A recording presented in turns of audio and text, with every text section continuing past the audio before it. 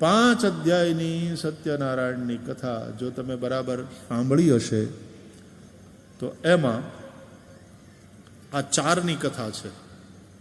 એક બ્રાહ્મણની, એ બ્રાહ્મણનું નામ કથા સાંભળી હોય તો બોલો. એ બ્રાહ્મણનું નામ તો તમે હું સાંભળી. અને સત્યનારાયણની કથા તો ઘેર ઘેર થાય ને મહિનામાં તમે ધારો તો કેટલી વાર સાંભળવા મળે. હવે એ તો એનું ઈ છે એમ કરીને જ તે કાંઈ નથી આવડતું. એક બ્રાહ્મણની કથા છે સત્યનારાયણમાં, એ 5 અધ્યાયમાં. એક ક્ષત્રિયની કથા છે, એક વૈશ્યની કથા છે અને એક શૂદ્રની કથા છે. શૂદ્રની એટલે પેલા કઠિયારાની કથા. બ્રાહ્મણની કથા છે શરૂઆતમાં. એ બ્રાહ્મણનું નામ કોઈને ખબર છે?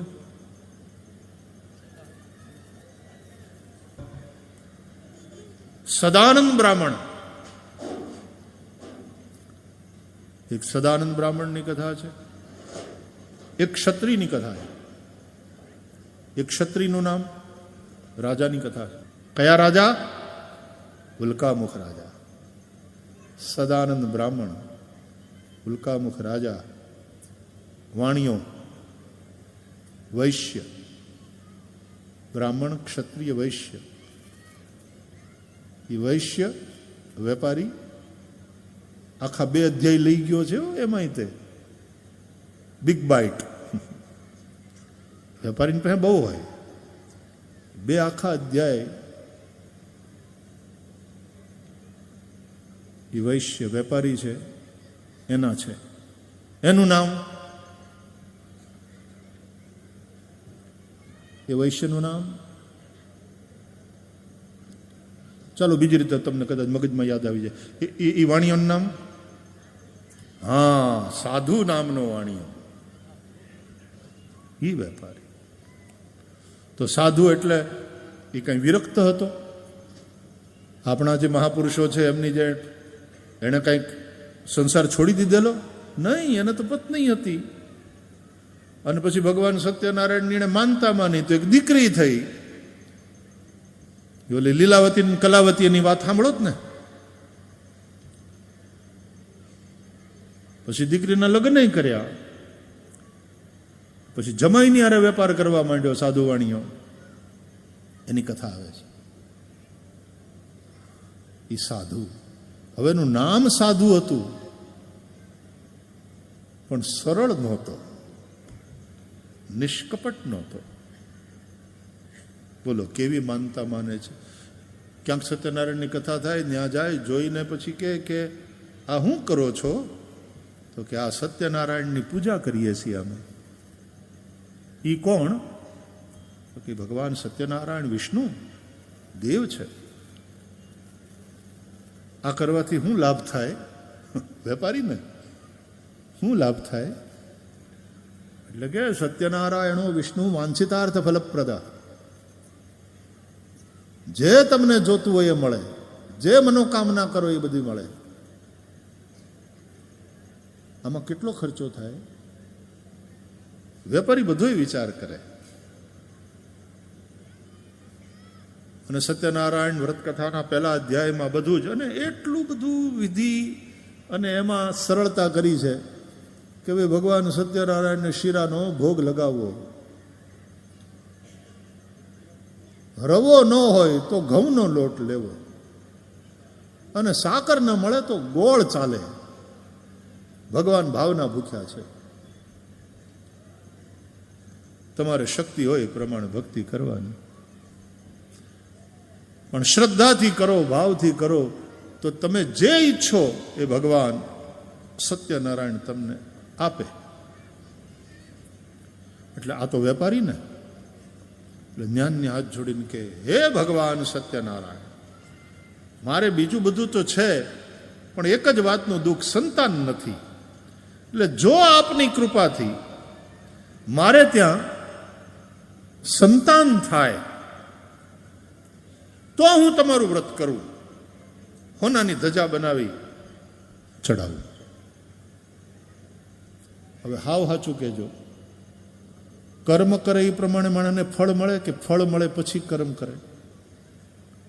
નિયમ શું છે? તમારે ત્યાં કોઈ માણસ નોકરી કરે ને તમે તરત નોકરી એને રાખો કામમાં, એ રાખ્યા ભેગો એમ કે લાવો પગાર, એટલે તમે શું કહો? કામ તો કર, મહિનો તો બરાબર જરાક પરસેવો પાડ, પછી પગારની વાત. કામ વગર સીધો પગાર? તો પહેલા કર્મ અને તદનુસાર એનું ફળ હોય. પણ આ તો વેપારી ને, એને કોન્ટ્રાક્ટ કરવાની જ આદત. ભગવાનની હારે કોન્ટ્રાક્ટ કર્યો, કન્ડિશન કરી. કોન્ટ્રાક્ટ હોય ત્યાં કન્ડિશન હોય કે જો તમારી કૃપાથી મને સંતાન થાય તો તમારું વ્રત કરું અને હોનાની ધજા બનાવીને અર્પણ કરું. ભગવાને એવા દયાળુ કે ચાલો એ રીતે તે જો એ સત્યનું વ્રત કરતો થાય તો એનું કલ્યાણ થશે. ચાલો પહેલા ફળ આપી દઈએ અને જોઈએ કે બોલ્યું પાળે છે કે નહીં. એટલે ભગવાને સંતાન આપ્યું, દીકરી, કન્યા થઈ. ભગવાને દીકરી આપી પહેલા, એનું નામ કલાવતી પાડ્યું. એટલે લીલાવતીએ, એ વેપારીની પત્નીએ પોતાના ધણીને કીધું કે માનતા માનેલી અને ભગવાને દીકરી દીધી, હવે આપણે પૂરી કરો ને માનતા. સત્યનારાયણનું વ્રત હોનાની ધજા બનાવીને ચડાવવાની વાત છે.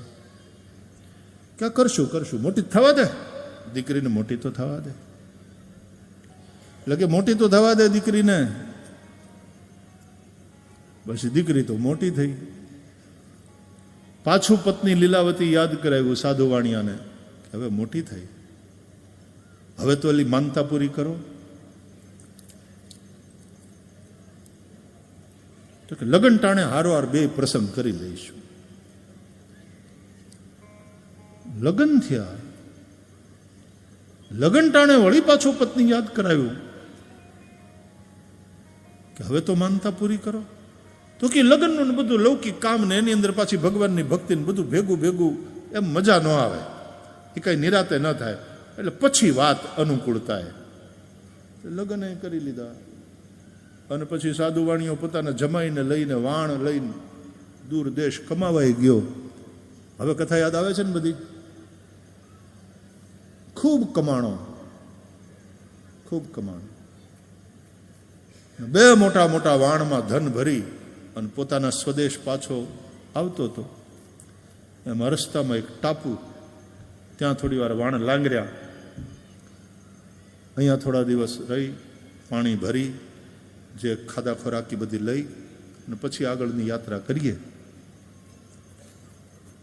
એમાં જંગલના ઝાડવાની નીચે એક સાધુનું રૂપ લઈ અને ભગવાન સત્યનારાયણ પોતે. ભગવાનની ઉઘરાણીની પદ્ધતિ જુદી, વાત ઉઘરાણીની જ છે. એક સાધુનું રૂપ લઈ અને ભગવાન ત્યાં બેઠા. ઓલ્યો સાધુ વાણીઓ, એનું નામ સાધુ, કામ સાધુના નહીં. સાધુ મહાત્માને જોઈ પગે લાગવા, આશીર્વાદ આપો બાપ. ઘણાને આશીર્વાદ મફતનું મળે લેવાનું, ખર્ચો ન થવો જોઈએ. એટલે ભગવાને સાધુના રૂપમાં એ વાણિયાને પૂછ્યું, હે સાધુ વાણિયા, તારી આ નૌકામાં શું ભરેલું છે? જે કહેવાય છે તે પોતે સાધુ વાણિયાના મનમાં એવો વિચાર આવ્યો કે જો હું એમ કહીશ કે મારી નૌકામાં ધન ભરેલું છે તો આ સાધુ મહાત્મા એમ કહેશે કે અમારે અહીંયા અન્નક્ષેત્ર ખોલવાનું છે આશ્રમમાં, આની અંદર શેઠજી તમે કંઈક લખાવો, તમારા બાપાનું નામની તકતી લગાડી દઈએ આપણે, વળી પાછું કંઈક આપવું પડશે. આમ રાગ રાગીણીમાં કથા કરતા ને ગામમાં ભટ્ટો સત્યનારાયણ.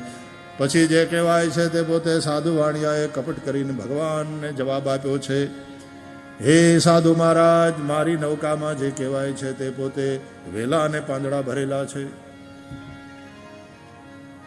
સાધુના રૂપમાં રહેલા ભગવાન સત્યનારાયણ આટલું જ બોલ્યા, તથાસ્તુ.